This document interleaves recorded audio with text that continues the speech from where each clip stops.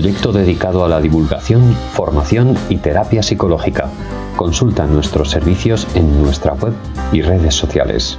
Pero para empezar vamos a poner un poco en contexto y cuéntanos de forma superficial qué es eso de los principios de aprendizaje.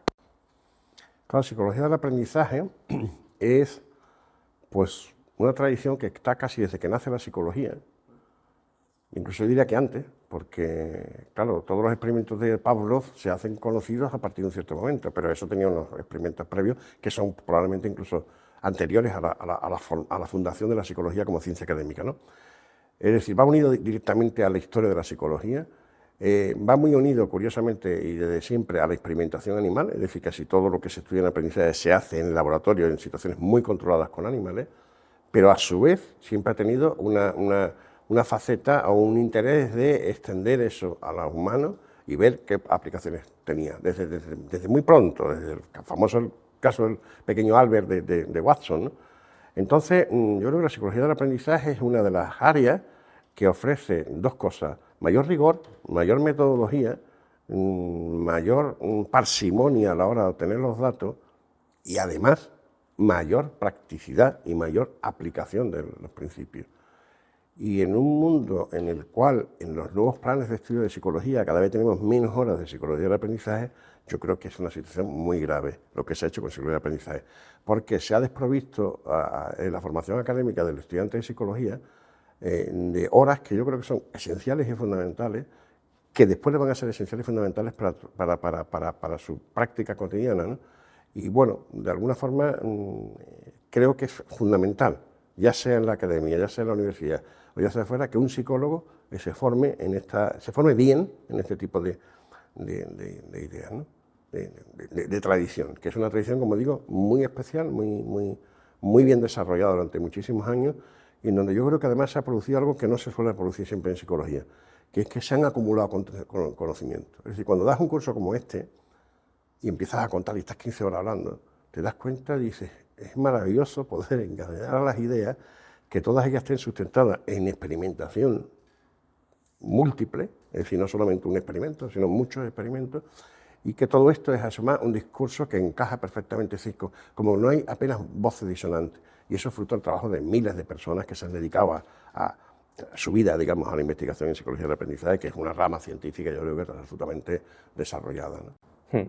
Me hablas justo de la experimentación, que es uno de los ámbitos que tú has cultivado a lo largo de tu vida durante muchísimos años. Has estado en el laboratorio allí en la Universidad de Sevilla y has visto de primera mano cómo funcionan estos principios de aprendizaje con palomas y todo este tipo de cuestiones. Pero yo a lo que quiero llegar es que mucha gente se queda ahí, en que funcionan en los animales, en que funcionan en las ratas, en las palomas. ¿Cómo podemos convencer a alguien de que está determinada su conducta y despojarnos un poquito de toda esta tradición más vitalista, dualista, antropocentrista?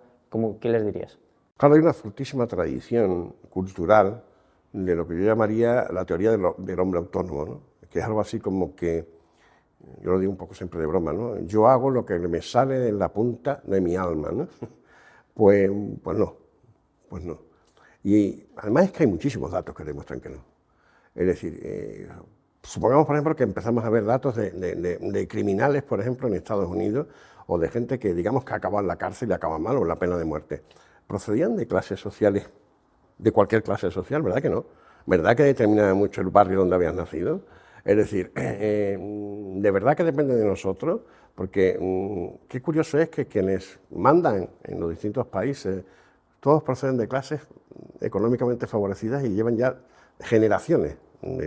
Y es verdad que de vez en cuando hay una excepción y alguno pues salta y da el salto, pero es la excepción. Es decir, entonces es muy difícil decir que somos libres. Es decir, segundo, qué curioso es que en determinados momentos, en determinadas épocas de la vida, culturalmente se piensa de una forma y culturalmente en otra época. ¿A quién se le ocurriría hoy, digamos, hacer un edificio, dirigir un edificio en donde iban a morir personas porque la obra era tremenda? Bueno, se está haciendo en Arabia Saudí, ¿no? Para el futuro mundial, ¿no? Pero que el arquitecto supiera que él no iba a ver ese edificio acabado porque era imposible, ¿no? Y que en todo caso lo transmitía a sus hijos. Y que ese edificio no sería nada más que para hacer un rito religioso como era adorar a Dios.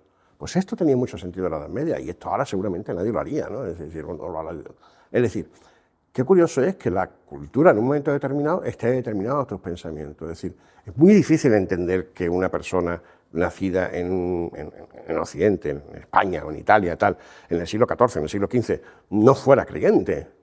Habría alguna excepción, pero sin embargo es difícil pensar que ese tipo de fuerza de creyente pues se mantenga ahora en día en el siglo XXI, y desde luego yo creo que en el siglo XXIII, si tal cosa sigue así, va a ser todavía menor. Es decir, la cultura nos determina nuestra conducta. Pensamos como nos corresponde al hombre del siglo XXI ahora mismo, y no pensamos como la mujer o el hombre del siglo XVIII, ¿no? O del siglo XV, ¿no?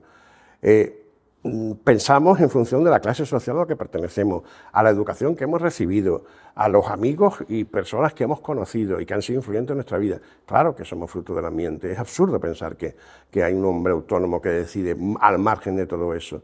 Entonces yo creo que esta es una idea que, por un lado, creo que es una idea muy positiva en el sentido siguiente.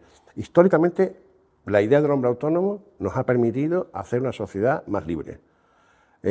Hacer una sociedad en que el valor del individuo ha estado por encima de todo. Hacer un cierto humanismo, en el sentido profundo de ese término, ¿no?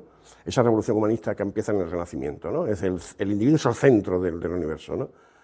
Eso es importante en la medida en que no hemos sido, como éramos antes de eso, pues carne de cañón. Es decir, si tú eras un plebeyo, pero es un plebeyo, es decir, era uno más del siervo de la gleba que importaba un comino, etcétera. Sin embargo, esa cultura, que ha jugado un papel muy importante, nos limita actualmente. Nos limita actualmente porque, claro, si es verdad que cada persona es un mundo y que cada persona decide libremente, entonces, por ejemplo, ¿qué sentido tendría ser psicología? Es decir, si la psicología pretende ser una ciencia de la conducta, una ciencia de lo que hacemos, oye, de lo que sentimos, de lo que pensamos, de lo que hacemos, sentir y pensar también es hacer. En el fondo, entonces, al final, ¿qué sentido tiene intentar una ciencia que se aproxime a eso si al final depende de... Entonces, es que incluso culturalmente ya está en choque, esas ideas antiguas están ya en choque con la evidencia diaria. Porque la propia persona que piensa que es libre, sin embargo, se siente mal y va a un psicólogo. ¿Para qué? ¿Para qué? Se supone que se sentirá mal o bien dependiendo de un ser interior que tiene, ¿no? y que es autónomo. ¿O es que crees que te pueden ayudar? Si crees que te pueden ayudar es porque creen que alguien puede modificar lo que vas a hacer o cómo te vas a sentir. Y si alguien puede modificar cómo te vas a sentir, quiere decir que no somos tan libres como parecemos. De todas formas, fíjate que también en el término de libertad hay dos acepciones. Una es la que todo el mundo estaremos de acuerdo. Es decir, libertad es no tener restricciones en el sentido de no tener impedimentos, ¿no? La libertad de expresión, la libertad de amar, la libertad de desplazamiento, es decir, que tú puedas... Es decir, esa libertad... Efectivamente, todos estamos de acuerdo que deberíamos de hacerla extensible a todo el mundo, ¿no? Y a todas las personas. Pero hay un segundo concepto de libertad con el que ya no estamos de acuerdo, que es la idea esa del hombre autónomo, la idea esa de que en el fondo no hay nada que determine mi conducta, no, hay muchísimos elementos que determinan tu conducta. Incluso el hecho de rechazar el conductismo o de rechazar el determinismo viene determinado por la época en la que estás y por el momento histórico en el que estás y por la cultura de la que eres tributario, ¿no?